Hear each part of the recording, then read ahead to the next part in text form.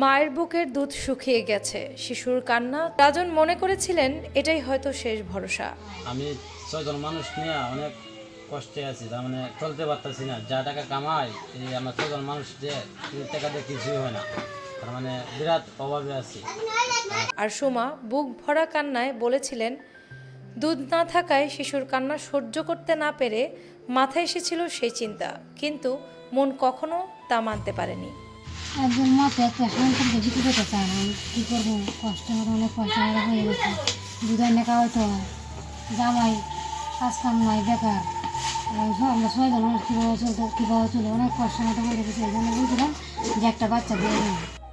যখন এদের এই 2টা বাচ্চা জমজ হইল, তখন এই সিজারের বাচ্চাগুলো হওয়ার সময় মানুষের কাছে দাঁড়ে দাঁড়ে টাকা নিয়ে ওরা ওই বাচ্চাগুলো আপনার সিজারে কোনো রকম হইল।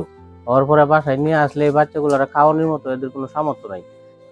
এই তারা যে বাচ্চাটি যে হয়েছে, তারা তো বাচ্চা খাইতো খাওয়ান পায় না, তার বাদে আবার চলতারে না, গোড্ডা বাঙ্গা। খবর পৌঁছে যায় সমাজসেবা অধিদপ্তরের এক কর্মীর কাছে। বিষয়টি দ্রুত জেলা শিশু কল্যাণ বোর্ডে তোলা হয়। রাতেই ছুটে আসেন জেলা প্রশাসক মোহাম্মদ আবদুল্লাহ আল মাহমুজ্জামান। তিনি জানিয়ে দেন, এই পরিবার আর একা নয়, সরকারি সহায়তা সব সুযোগ তাদের ঘরে পৌঁছে দেওয়া হবে। আমাদের এই নেত্রকোনা সদরের পৌরসভার মধ্যেই আনন্দবাজার এলাকার যে দম্পতিটি রাজন এবং সীমা দম্পতির বাচ্চাদের যে করুণ কাহিনী, এটা অতি সাম্প্রতিক আমাদের সমগ্র জেলায় আলোড়ন সৃষ্টি করেছে। তো এই ফ্যামিলিটাকে পুনর্বাসনের জন্য আমরা কিছু প্রাথমিক উদ্যোগ নিয়েছি, কিন্তু স্থায়ী পুনর্বাসনের জন্য যে পদক্ষেপগুলো আমরা জেলা প্রশাসন থেকে গ্রহণ করব, তার মধ্যে হচ্ছে তাকে একটি রিক্সার ব্যবস্থা করে দেওয়া, যাতে সে এই রিক্সাটা চালিয়ে তার দৈনন্দিন যে আর্থিক খরচটা এটা সে মেনটেন করতে পারে। আর তার ঘরটা মেরামত করে দিব আমরা। আগামীকাল থেকেই আমাদের উপজেলা নির্বাহী অফিসার সদরকে আমি দায়িত্ব দিয়েছি, এখানে লেবার ঠিক করে কালকে থেকেই ঘরটি মেরামতের কাজ শুরু করব। এবং ব্যাটারি চালিত যে রিক্সাটি আমরা প্রদান করব, এই রিক্সাটিও আমরা আশা করি আগামী 1 সপ্তাহের মধ্যে আমরা ম্যানেজ করতে পারবো।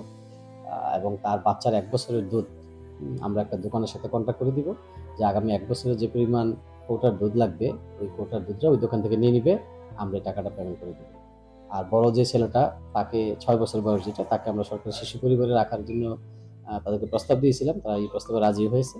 তো ওইখানে যদি বাচ্চাটাকে আমরা দিয়ে দিতে পারি, তাহলে একটা সন্তান অন্তত লেখাপড়া এবং খাওয়া দাওয়ার তার ব্যবস্থাটা হবে, আর বাকিগুলো তার রিক্সা চালিয়ে আশা করি সে মেনটেন করতে পারবে। প্রশাসনের এই হস্তক্ষেপে বেঁচে যায় 2 নবজাতক। চোখ ভরা অশ্রুতে রাজন ও সুমার জীবনে ফেরে একটুকুখানি স্বস্তি। পাশাপাশি সমাজসেবা ওর খোঁজখবর নিতে আছে, অহন একটু আল্লাহর রহমতে একটু ভালোই, ওনারা দোষী দেহে সরকার ভাবে তো দোষী দেহেতে আল্লাহর রহমতে ভালোই, দিনটা একটু সুখে যাইব। কিন্তু ঘটনাটি আবারও মনে করিয়ে দেয়, দারিদ্র্যের অন্ধকার কতটা নির্মম সিদ্ধান্ত নিতে বাধ্য করতে পারে মানুষকে।